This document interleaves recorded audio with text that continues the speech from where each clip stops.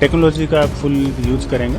जो लोग वांटेड हैं वो अगर यहाँ पे पाए जाते हैं, दिखाए जाते हैं, अगर किसी भी तरीके के मेकअप में या विथ मास्क और विथ कैप और एनीथिंग, बियर्ड और anything, they will be identified.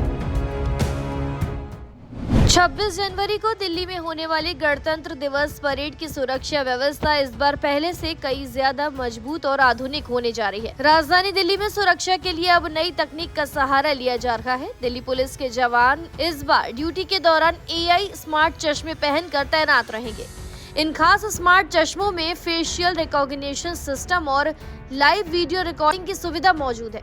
इसका मतलब ये है कि अगर कोई संदिग्ध व्यक्ति पुलिस के सामने आता है तो चश्मा तुरंत उसकी पहचान करने में मदद करेगा।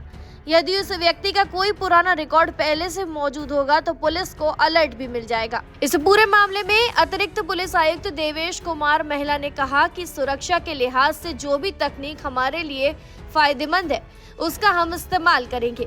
सभी CCTV कैमरों को वीडियो एनालिटिक्स और फेशियल रिकॉग्निशन सिस्टम से लैस किया गया है। अलग अलग तरह की वीडियो एनालिटिक्स तकनीक का भी उपयोग किया जाएगा।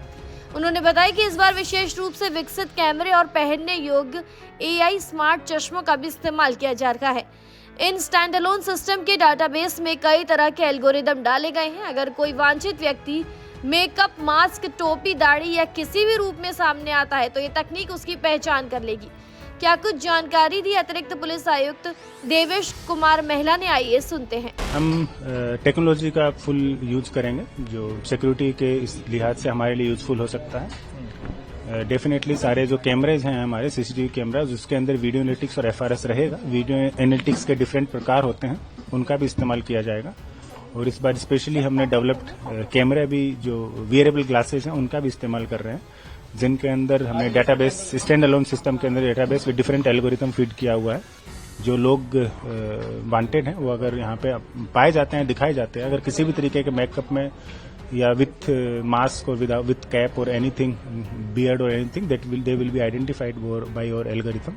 जो हमने कैमरेज अभी डेटाबेस के साथ में सेटअप किए हैं, they have been tested and we have found them useful. ये डेटाबेस कहाँ लोड होगा, कैसे अलर्ट आएगा, क्या कुछ? ये FRS जो कैमरे फिक्स लगे हुए हैं उनके साथ में तो हमारा स्टैंड अलोन सिस्टम है जो इंटरनेट से नहीं जुड़ा हुआ है, उसके अंदर होगा। उसके अलावा वियरेबल ग्लासेस में इंडिविजुअल मोबाइल के अंदर हम ये डेटाबेस डालेंगे जो भी इंटरनेट से कनेक्टेड नहीं होगा। तो स्टैंड अलोन सिस्टम में हर एक मोबाइल के अंदर अपना इंडिविजुअल डेटाबेस जिप फाइल में इसके अंदर डाला हुआ है।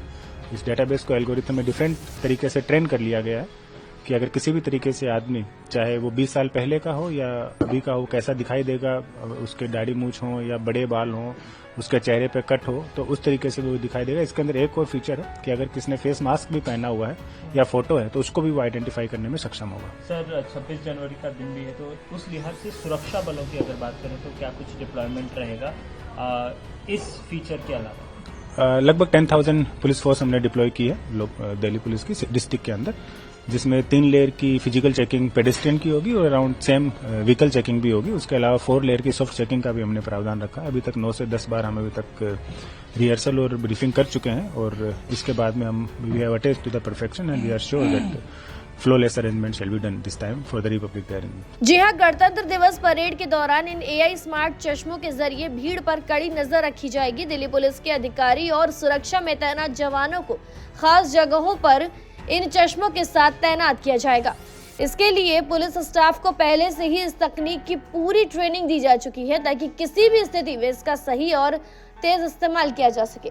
फिलहाल जानकारी में इतना ही। खबरों के लिए सब्सक्राइब करें भारत एक्सप्रेस।